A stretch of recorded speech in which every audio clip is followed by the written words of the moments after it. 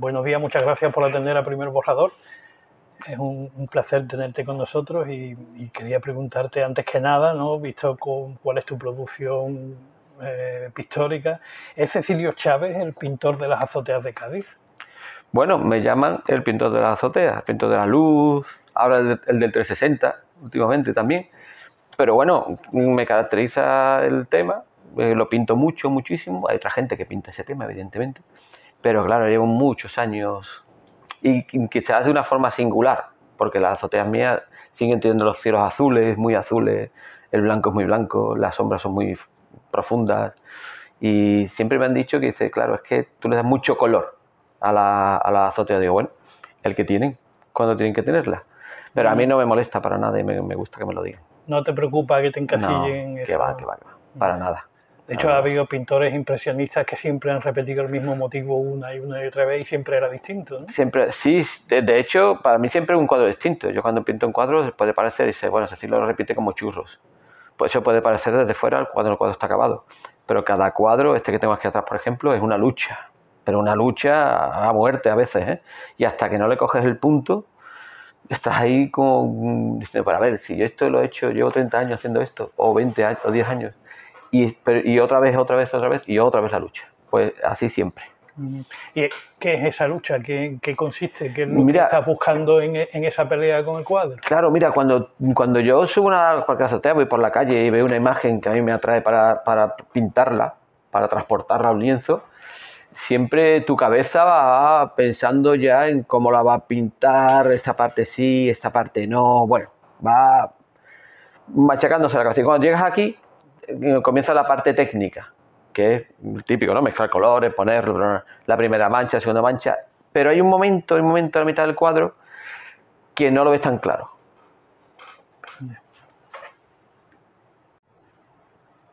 Le voy a tener que hacer un corte después, pero vamos, sí, perdona que te haya interrumpido. Estaban preguntándome cuál es esa lucha, ¿no? Eso, que hay un momento en el cuadro que tú, la primera mancha es muy divertida, va muy bien, después tienes que enfocar a ver qué parte pinto más, qué pinto menos, qué pincelada doy.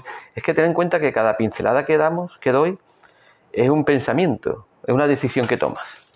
Cada vez que yo cojo un pincel, decido qué pincel coger. Cada vez que voy a la paleta, decido qué colores coger, cómo mezclarlos. Y ahora, cuando ese color está en el pincel, va al lienzo y tengo que ponerlo de una forma... Pero todo eso, cada vez, eso es agotador. Y a veces eso es un flujo de trabajo que funciona mejor.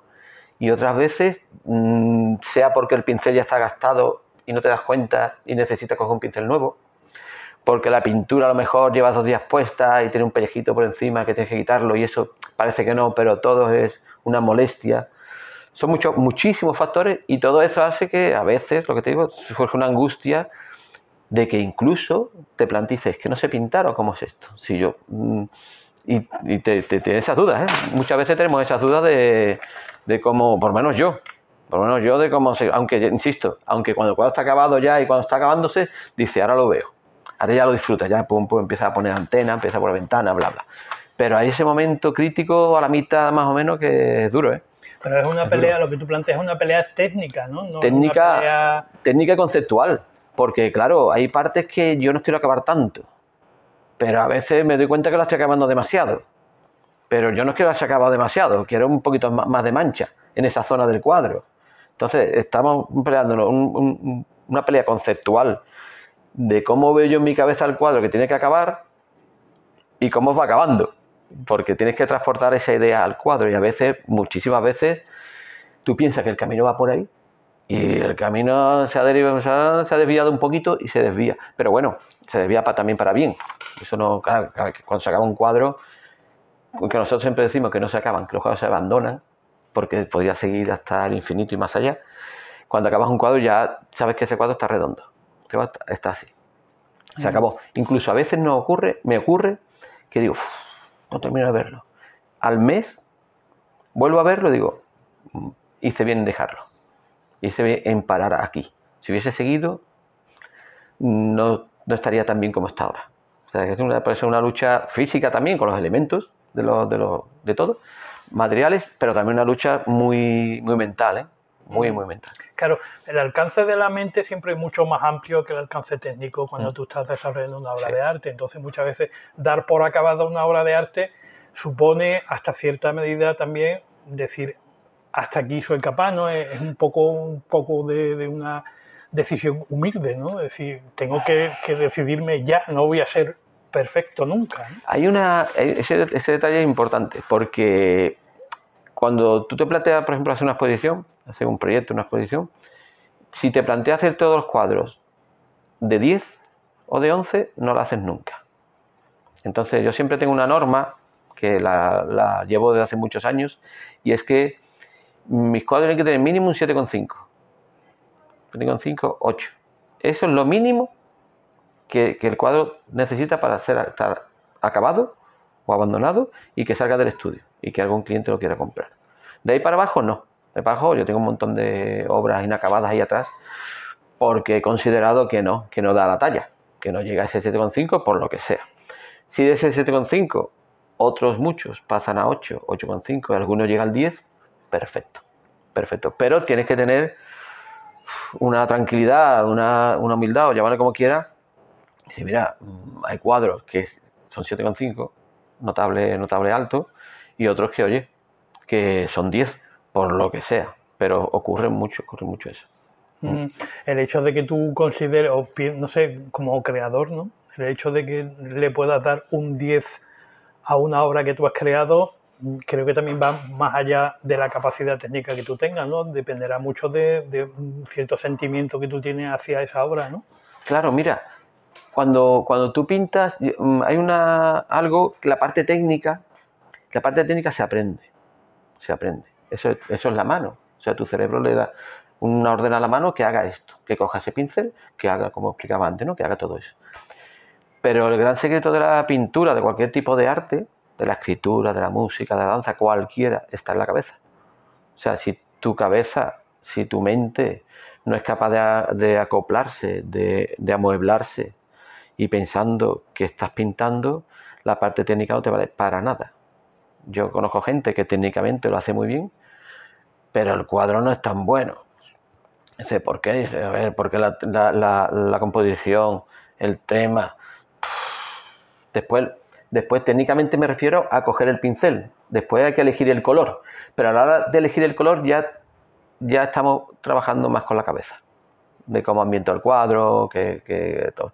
Por eso siempre la pintura es un ejercicio mental, conceptual. Desde el primer momento que yo, como explicaba antes, que yo voy por ahí mirando, digo, esto tiene un cuadro. Por esta luz aquí, que da aquí, esta sombra, este palo. Bueno, este palo lo quito. No me sirve. Esta ventana la he hecho más para el lado. Todo eso es un juego de la mente que tiene que ir... te digo, después llego aquí y tengo una capacidad técnica de plasmar la luz, de como lo quieras llamar. Correcto. Pero a mí, si tu cabeza no funciona, en cualquier aspecto del arte, de cualquiera, tú escribiendo te pasará lo mismo. Si tu cabeza no funciona, dice, amigo, esto no va. Tienes los mejores pinceles, las mejores pinturas, el mejor caballete. Has ido a todos los museos del mundo, pero es que no se te ha pegado nada. No por visitar todos los museos se tiene que pegar, ¿no? Claro. Volviendo ahora al tema de las azoteas, ¿no? Hay mucha soledad, ¿no?, en las azoteas que tú pintas, ¿no? No hay gente física, ¿cierto? No hay gente física. Hay ropa tendida, hay ventanas, ahí se supone hay gente sin estar, pero no hay gente, porque alguna vez he intentado poner gente y o la pones o no la pones, porque si la pones tienes que ponerla contundente, que sea protagonista, porque si no es como un palo de antena, es una anécdota que está ahí, que además a mí me molesta en mis cuadros. O sea, de hecho hay un cuadro, fíjate que tengo un cuadro de la exposición de 360, que siempre gasto la misma broma, unos chacarrillos, en el edificio del Fénix, en el cuadro, y no está pintado el Fénix. No está. Entonces yo pregunto siempre, digo, ¿qué falta ahí? Y dice, el Fénix. Digo, ya no falta. Dice, no está, pero no falta. Tú sabes que el Fénix está ahí. Pero si pongo el Fénix, se convierte en anécdota. Porque para mí es fácil poner el Fénix ahí. Porque me pasa igual con la gente en las azoteas. Para mí es fácil poner gente en las azoteas. Pero es que se convierte en una anécdota. Y te vas a fijar en la persona. Y la persona no es es el cuadro. Entonces, he probado muchas veces algunas veces a poner gente. Alguna sombra aparece, pero hay soledad, pero bueno, si hay ropa tendida, ya el simple hecho de pensar que debería estar o que podría estar, ya está.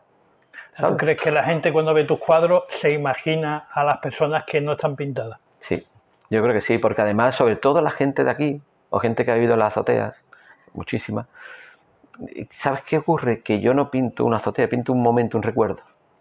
Todas las azoteas que ves por aquí, que ves mis cuadros y calles, que pinto muchas calles también pinto gente.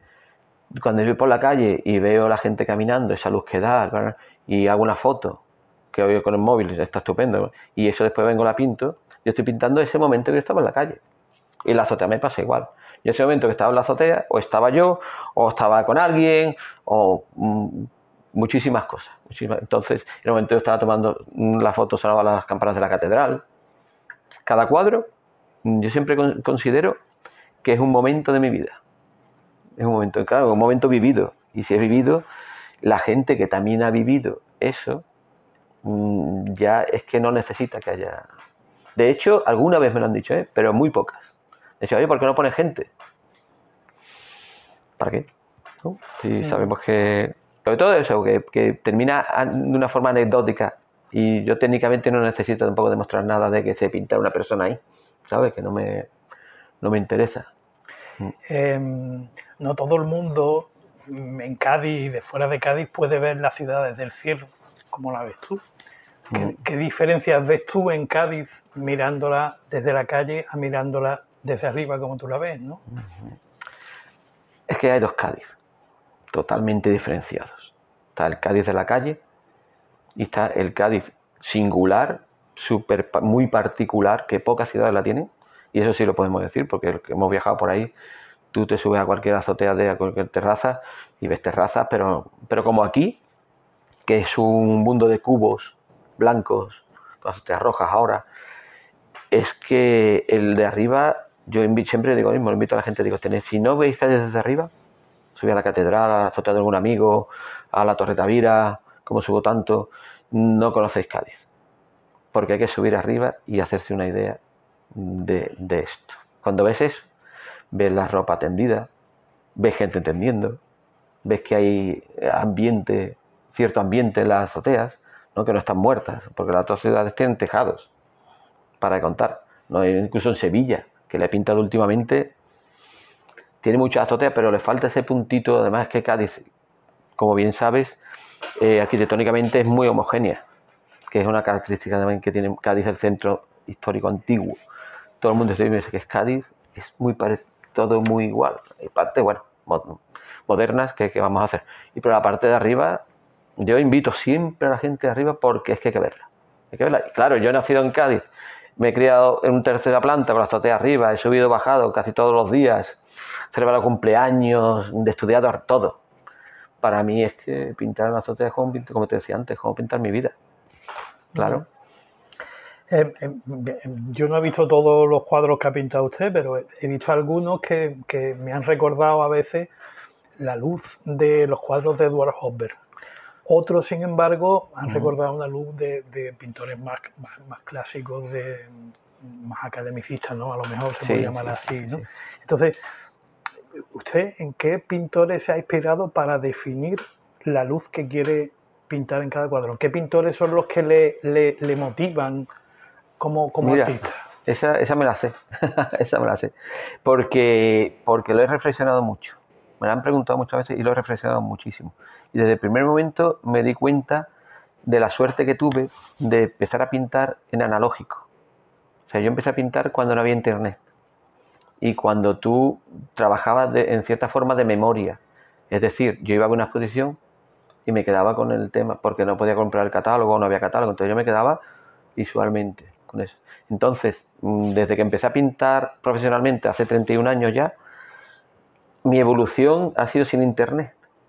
O sea, yo la luz que tengo, sí, conocía algún cuadro de Sorolla que había visto, como bien dice, alguno de Hopper, pero de aquella época tampoco era fácil.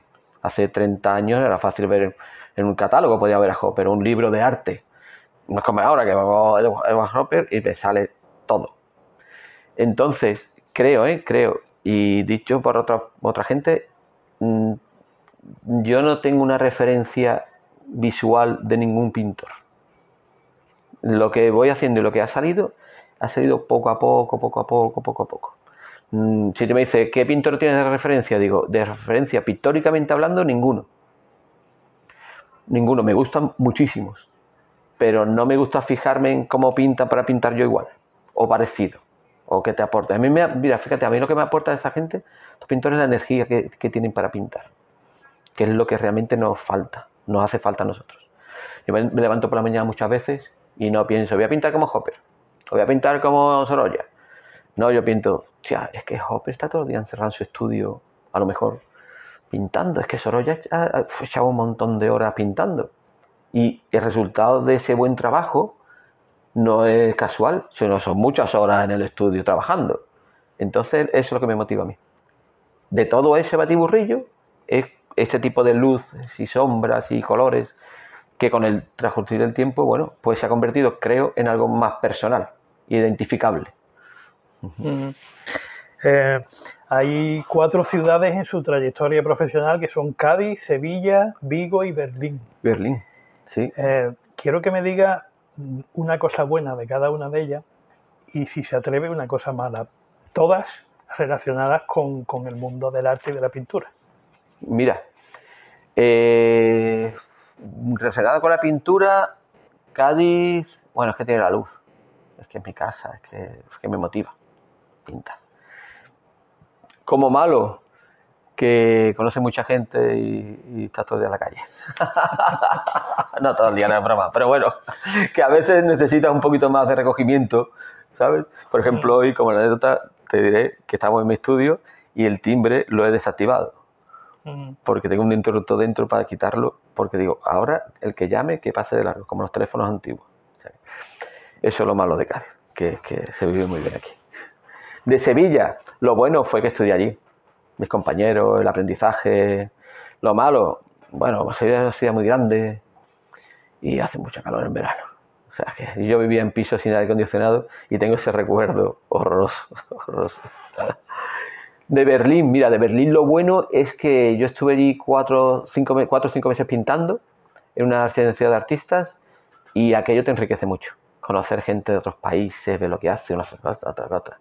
Estar en otro país, otro idioma, eso te obliga a esforzarte más, porque incluso a la hora de comprar materiales tienes que hablar en otro idioma, 20.000 cosas.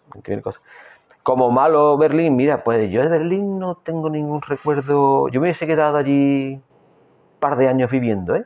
Lo que pasa es que ya tenía mi casa en Galicia y tal, pero yo me hubiese quedado allí sin problema, allí pintando. Malo, hombre, que hace mucho frío en invierno. Pero yo no me voy en mangas cortas en invierno por ir caminando por la calle, te abrigas bien y no tienes ningún problema. Y después Galicia, que yo la considero mi segunda tierra, he estado viviendo allí 14 años.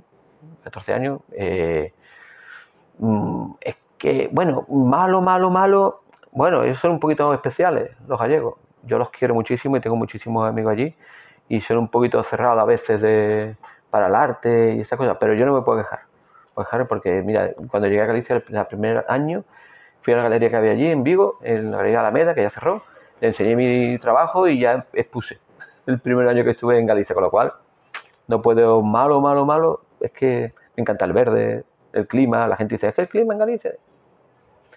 De allí de Galicia no puedo decir nada malo. Bueno, que vivía en el campo, que vivía muy bien, pero después de 8 años viviendo en el campo aislado, el aislamiento no me gustó. Por eso decidí salir de allí. ¿Alguna vez alguna persona le ha inspirado un cuadro que no tenía previsto pintar? Sí, son momentos que estás con esa persona. De hecho, tengo un cuadro ahí de 2 metros por 2 metros, que son mi mujer Carolina y 2 amigos del mercado, que tienen el freidor del mercado, y estando allí con ellos, vi la luz, estábamos tomando una cerveza, los vi sentados charlando en el banco, digo, ¡guau, tío, qué chulo! Cogí el teléfono, bla, y no tenía previsto, para nada, pintar ese cuadro. Pues de ahí salió un cuadro 2x2. O sea, yo estoy con alguien en una azotea, estoy mirando, digo... Y me dice que dice, ya estás mirando, ¿no? Digo, es que ese cachito.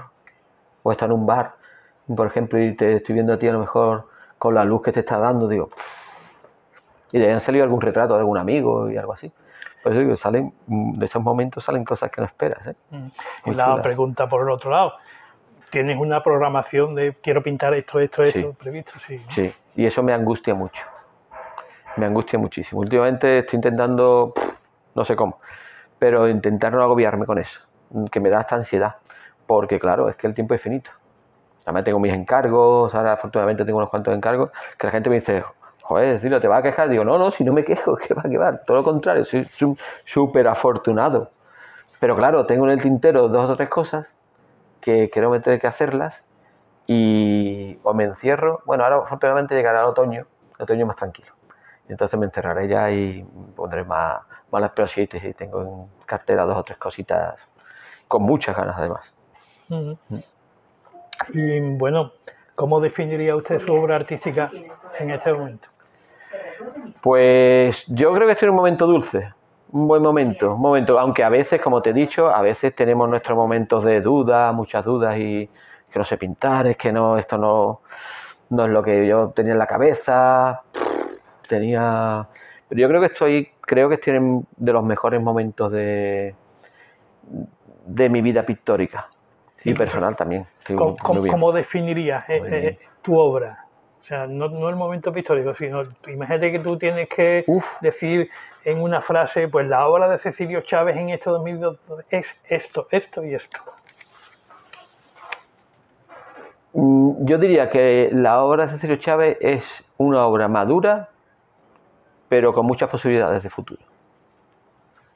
Que da para mucho más. Que tiene un camino que no se tiene que estancar ahí. ¿Sabes? Que es muy fácil estancarse. Sí, pero necesito darle un pequeño cambio al tema. Bueno, la gente que hace cine, que no pinta, le suele poner banda sonora a sus películas. ¿Usted qué banda sonora le pondría a sus obras? Mira, de hecho, en la exposición de 360 tiene sonido también. Y el sonido es el sonido de la calle, de las azoteas y mezclado de estar en la azotea, escuchar a los pájaros, de fondo escucha el murmullo, porque se escucha el murmullo de día, de la gente por la calle, de la calle del pescadero en el mercado. Ese es el sonido de mi vida. Después escucho música, pero bueno, ya de eso soy muy heterogéneo, no tengo un estilo marcado de gusto para eso.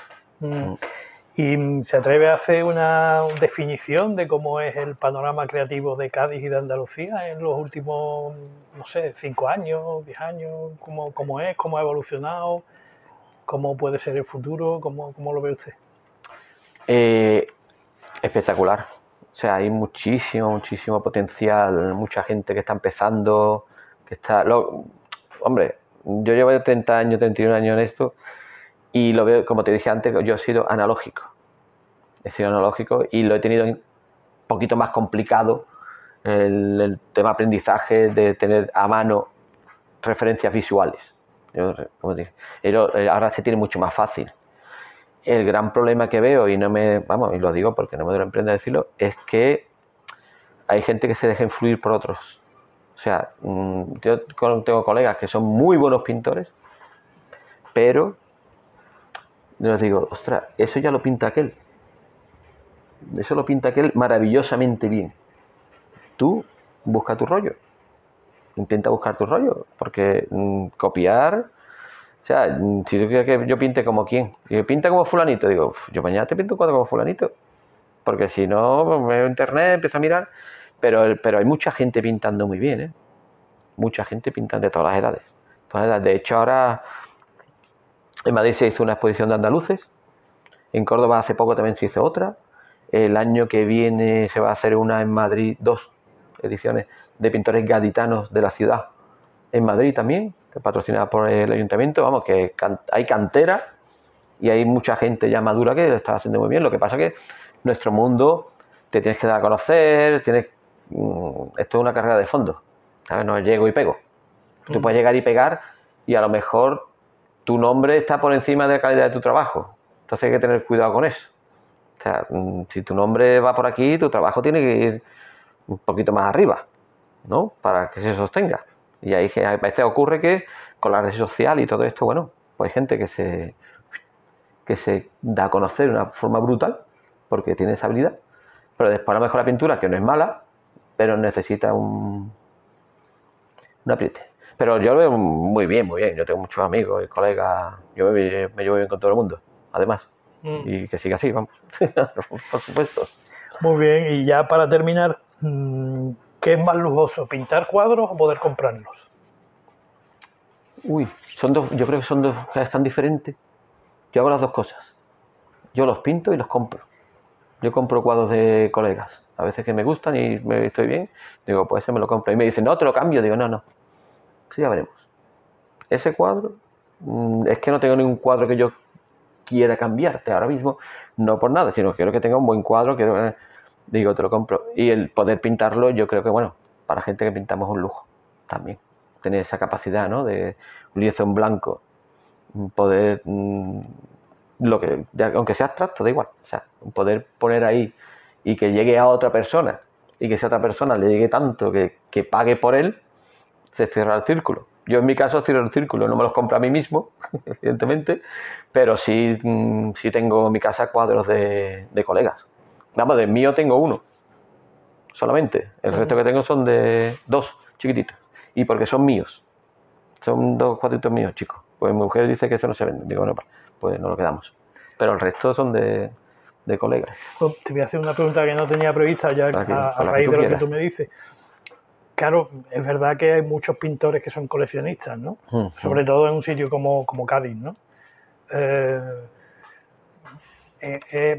Existe una cierta percepción, también por ahí va mi pregunta anterior, ¿no? De que pintar es algo que es precisamente un lujo, no es necesario, no es asequible para todo el mundo, no sé si es solo percepción o está motivado también por una salida económica propia de aquí, aunque eso, claro, también te lo salta, esa barrera también la salta el hecho de que por internet llegas a todo el mundo, ¿no? Claro, es percepción. Mira, justo ayer hablé de este tema con una amiga. Muchas veces la ignorancia y el miedo de no preguntar.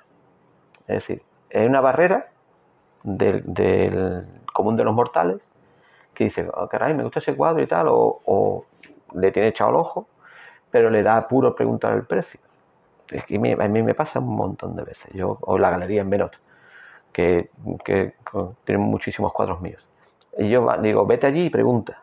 Es que me da vergüenza. Y digo, escúchame, que no te va a morder. Pregunta. Y cuando preguntan y saben los precios y la facilidad de pago y todo eso, dice, ¿por qué no pregunté antes?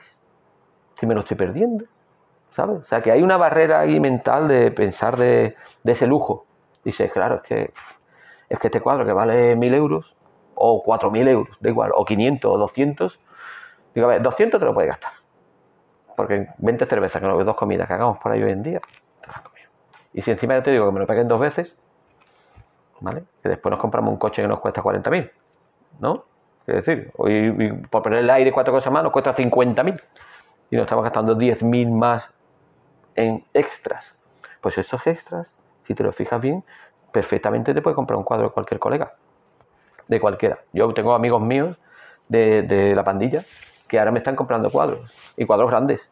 Claro, tienen facilidad de pago, digo, oye, hacemos así, venga. Pero la gente que yo creo que tendrá que preguntar, porque es un lujo relativo. A mí me parece más un lujo a lo mejor comprarme un reloj de 15.000 euros. Porque ¿no? claro, ¿qué le aporta a un coleccionista tener un cuadro de Cecilio Chávez o de cualquier otro artista colgado en su casa? Hombre, yo los que tengo de mis colegas me gusta mucho verlo porque ese cuadro, aparte que los conozco, suelo conocerlo a todos, es que te transmite algo. Una frase muy repetida es: tengo la ventana a Cádiz en mi casa, con mis cuadros, por ejemplo.